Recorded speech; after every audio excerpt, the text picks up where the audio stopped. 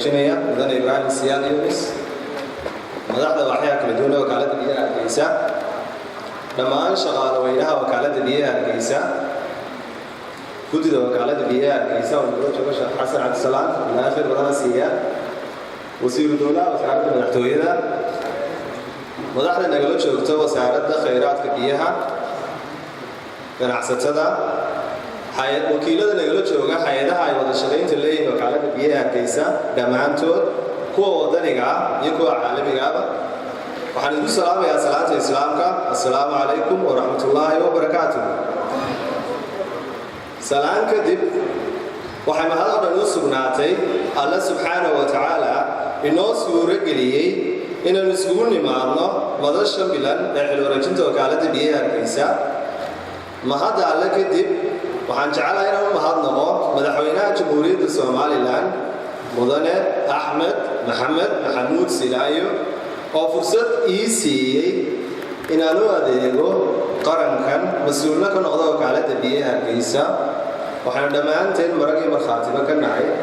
madaxweynuhu inuu noqday hoggaankii koowaad ee dadka wax bartay waliba dadka daadooda u dhowdaha xagga dhalinyarta fursad siiya soo geliyey hoggaaminta waddanka fursadna u siiyey inay ka mid noqdaan saamaynta iyo qaabaynta mustaqbalka waddankan madasha maanta hadal badan igama bannaana oo ma jiro waxqabad aan ku baanayo sida walaalkay mudane Ibrahim Siyaad Yunis ilaahay khayr badana siiya balse waxaan jecelahay inaan dul istaago dhowr qodob oo aan ka runtii inay yihiin muhiim midda koowaad oo mas-uuliyadda la igmaday mas-uuliyaddu waa ammaano cid kasta lagala xisaabtami doono waa ammaano loo baahan yahay in sideeda loo guto loona dhowro ciddii iska lahayd ammaanada waxaa iskala shacabweynaha ku dhaqan magaala madaxda dalka Somaliland Hargeysa xilkan maanta aynu madashan u fadhino la wareegistiisu runtii waa xil ballaaran waayo waxaynu ogsoonahay dhammaan shacabweynaha ku dhaqan caasimaddu inay ka rajaynayaan wakaaladda iyo cidda hoggaaminaysaba inay helaan biyo nadiifa oo ku filan waad ogtihiin maanta waxaa ku nool caasimadda ku dhowaad 1 milyan oo qof halkaa milyanba waxay filayaan oo ay ka rajaynayaan wakaaladda hoggaankeeda shaqaalaheeda hay'adaha la shaqeeya wasaaradaha la shaqeeya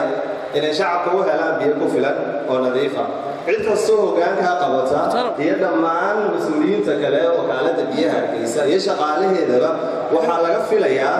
inay ku sifoobaan daacadnimo feejignaan xilkasnimo hawlkarnimo iyo danaynayaan shacabkooda waman waxaan rumaysanahay oon aaminsanahay sidaa dhammaantiin ma dareensantihiin mas-uuliyadda iyo xilalka qaranku inay yihiin meerto xilku cidna lagu dhalan ninba maalin buu wareejiyaa mas-uulba maalin buu xil qabtaa maalina uu ka tagaa se mas-uul kasta waxaa lagu xasuusanayaa raadka iyo taariikhda uu ka tago sidaa daraaddeed waxaan ku dadaali doonaa intaan joogo wakaaladda biyaha Hargeysa anigoo kaashanaya dhammaan shaqaalooyinaha wakaaladda biyaha Hargeysa iyo hay-adaha ay wada shaqaynta leeyihiin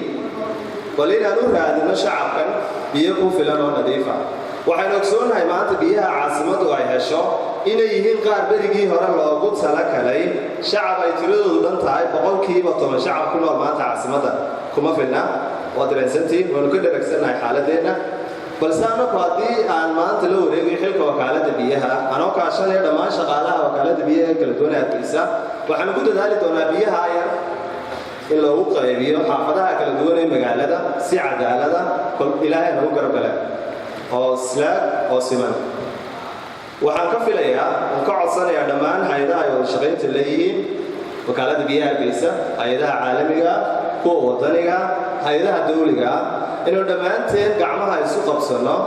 isku barbar istaagno ku dadaalno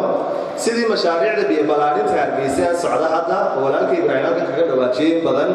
ay ugu dhamaystirmi lahaayeen waqtigii loogu talagalay waayo mashaariicdaasi waa rajada kala ay qabaan reer Hargeysa ay ka qabaan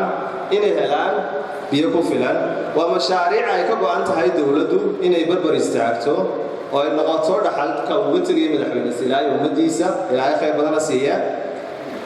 intaa kadib waxaan hadalkayga ku soo gabagabayn lahaa shaqaalaha wakaaladda biyaha Hargeysa shaqaaluhu waa laf-dhabarta iyo halbowlaha shaqo kastoo la qabto la'aantooda xirgelaya ma jiraan mas-uul kastaana aqoonta iyo khibradda uu doonaha lahaadee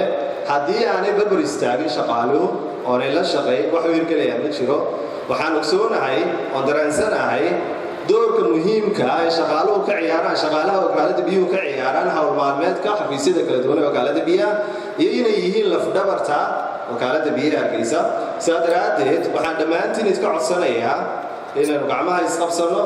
oo aynu ku dadaalno sidaynu ugu adeegi lahayn bulshadeenna iyo dalkeennaba waxaan kusoo koobayaa kusoo afmeerayaa hadalkayga farkalii fool ma dhaqdo mar labaad waxaan ka codsanayaa hay'adaha caalamiga kuwa wadaniga kuwa dawliga iyo shaqaalaha wakaaladda biyaha Hargeysa dhammaanteen bal inaynu ku dadaalno sidii aynu shacabka biyo nadiif ah oo ku filan ugu heli lahayn waad mahadsantihiin dhammaantiin waqti sharafta madaxda kala duwan ee madasha fadhida wassalaamu calaykum waraxmatullaahi wabarakaatuh